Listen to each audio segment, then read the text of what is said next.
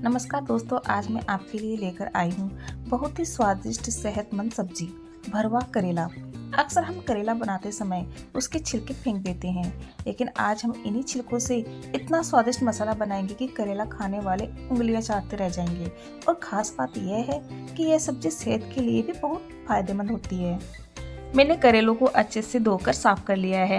अब छीलने वाले चाकू से हम इसका छिलका उतार लेंगे। ये भरवा करेले इतने स्वादिष्ट और मीठे बनेंगे कि आपके बच्चे भी खा लेंगे। हमें इन छिलकों को फेंकना नहीं है, बल्कि इन्हीं छिलकों से हम करेलों को भरने का मसाला तैयार करेंगे। करेलों को छिलका उतारने के बाद में हम ऊपर का और नीचे का हिस्सा कट कर लेंगे और बीच में से इस तरह चीरा लगाकर अंदर के बीज बाहर निकाल देंगे। अगर ये बीज कच्चे हैं तो छिलकों में मिला देंगे, और अगर ये पके हैं तो इन्हें अलग कटोरी में निकालेंगे, क्योंकि पके हुए बीज हमारे किसी भी काम के नहीं हैं। इस तरह से हम सभी करेलों को चीरा लगाकर बीज निकाल लेंगे। करेला सिर्फ स्वाद में खास नहीं है, बल्कि सेहत के लिए भी बहुत फायदेमंद होता है। करेला ब्लड शुगर कंट्रोल करने में मदद करता है। यह पाचन तंत्र को भी मजबूत बनाता है। करेला शरीर से गंदगी और टॉक्सिन बाहर निकालने में भी मदद करता है।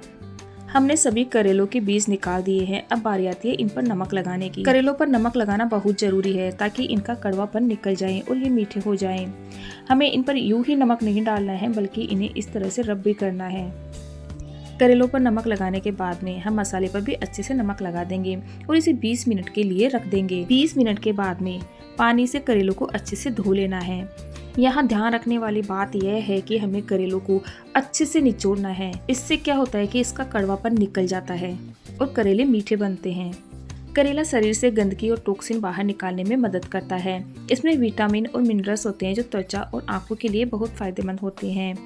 नियमित रूप से करेला खाने से इम्यूनिटी भी मजबूत होती है। चाहे काट कर बनाऊं या फिर भरवा, मैं तो सप्ताह में एक बार करेले की सब्जी जरूर बनाती हूँ। करेलों के साथ मैंने इसके छिलके और बीज को भी अच्छे से धो लिया है। अब हम इन करेलों को 4 मिनट के लिए उबाल लेंगे। जितनी देर में ये उबलेंगे उतनी देर में हम इसका भरने का मसाला तैयार कर लेते हैं। मैंने इसके मसाले को चूल्हे पर बनाया है। मैंने यहाँ मिट्टी का तवा लिया है और उस पर डाल दिया है सरसों का तेल। मैं अपने घर में सरसों के तेल में ही सब्जी बनाती हूँ, क्योंकि ये बहुत ही स्वादिष्ट बनती है। तेल गर्म हो चुका है। मैंने यहाँ जीरा डाला है और डाली है थोड़ी सी हींग। अब हम सबसे पहले करेले के छिलकों को 2 मिनट के लिए फ्राई करेंगे। गैस की बजाय चूल्हे का खाना बहुत ही स्वादिष्ट बनता है। रोज तो नहीं, लेकिन कभी कभी हम भी चूल्हे पर खाना बना लेते हैं। मेरे सास ससुर को चूल्हे का खाना बहुत अच्छा लगता है। पहले तो मुझे थोड़ी झुंझुलाहट होती थी, लेकिन अब मुझे चूल्हे का खाना बहुत अच्छा लगता है। करेले के छिलके पक चुके हैं। अब हम इसमें डालेंगे हरी मिर्च और प्याज। अब हम इन्हें 3 मिनट के लिए भून लेंगे। प्याज से इसका मसाला बहुत ही अच्छा बनता है और करेले मीठे भी बनते हैं। अब हम इसमें लहसुन कूट कर डाल देंगे। प्याज और लहसुन की खुशबू पूरे घर में महक उठी है। प्याज भी लगभग पक चुका है। अब बारी आती है सूखे मसाले डालने की।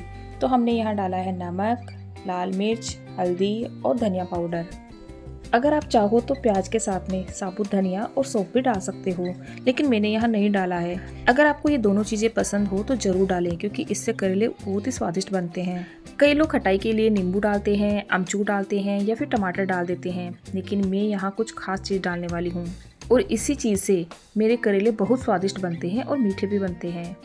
मैंने यहाँ कच्ची कैरी ली है और कैरी को कद्दूकस कर लिया है और हम इसे डाल देंगे। लेकिन इस बात का ध्यान रखें कि इसे हमें ज़्यादा देर तक नहीं पकाना है, सिर्फ 1 मिनट के लिए पकाना है। अगर आपने एक बार यह मसाला कैरी के साथ बना लिया है तो पक्का आप कभी भी कोई और चीज़ डालेंगे ही नहीं, आप सिर्फ कैरी ही डालेंगे, क्योंकि इससे यह सब्जी बहुत ही स्वादिष्ट बनती है। मसाला अच्छे से पक चुका है। अब हम इसे एक प्लेट में निकालेंगे और ठंडा होने के लिए रख देंगे। करेले की सब्जी घर में सभी को पसंद है, लेकिन मेरी तो फेवरेट है। ये देखिए मसाला कितना अच्छा लग रहा है। जितना अच्छा ये दिखने में लग रहा है उतना खाने में भी स्वादिष्ट है। अब हमने तवे पर तेल डाल दिया है इनको फ्राई करने के लिए। जब तक ये तेल गर्म होता है हम करेलों को भर लेते हैं। मैंने करेले को 4 मिनट के लिए उबाल लिया था और अच्छे से निचोड़ लिया था। अब हम इस तरीके से करेले को भर लेंगे। अगर आपको डर लग रहा है कि कहीं मसाला निकल जाएगा तो आप चाहो तो आप इस पर धागा भी बांध सकते हो। मैं यहाँ इन पर धागा नहीं बांधूंगी, मैं इन्हें ऐसे ही फ्राई करूंगी। मैंने सभी करेलों को भर लिया है। अब बारी आती है इन्हें फ्राई करने की। इधर तेल भी गर्म हो चुका है और एक एक करके हम इसमें सभी करेलों को डाल देंगे। अलटते पलटते हमें इन करेलों को फ्राई करना है। कई लोग इन्हें रोटी के साथ, तो कई लोग इन्हें पराठे के साथ और कई लोग तो इन्हें चावल के साथ भी खाना पसंद करते हैं। मेरे घर में तो इन्हें रोटी के साथ ही खाया जाता है। आप इसे किस चीज़ के साथ खाना पसंद करोगे मुझे कमेंट करके ज़रूर बताना। जैसे जैसे करेले पकेंगे वैसे वैसे इनका कलर चेंज होता चला जाएगा। हमें करेलों को ज़्यादा नहीं पकाना है, ज़्यादा पकाने के चक्कर में ये जल जाते हैं और फिर कड़वे बन जाते हैं। इसलिए इन्हें कड़वा नहीं बनाना है और इसी स्टेज पर इन्हें निकाल लेना है। अभी आप देख सकते हैं हमारे करेले पक चुके हैं। अब हम इन्हें निकाल लेंगे। इन करेलों का स्वाद इतना अच्छा लगता है कि जो लोग करेला नहीं खाते हैं वो भी इन्हें पसंद करने लगते हैं। तो दोस्तों, अगर आपको मेरी ये छिलके से बनी भरवा करेला रेसिपी पसंद आई हो तो इसे ज़रूर ट्राई करें। अगर वीडियो अच्छी लगी हो तो लाइक करें, शेयर करें और चैनल को सब्सक्राइब करना ना भूलें। फिर मिलेंगे एक नई और स्वादिष्ट रेसिपी के साथ। तब तक खुश रहिए, मस्त रहिए और अच्छा खाना खाइए। जय श्री कृष्ण, राधे राधे।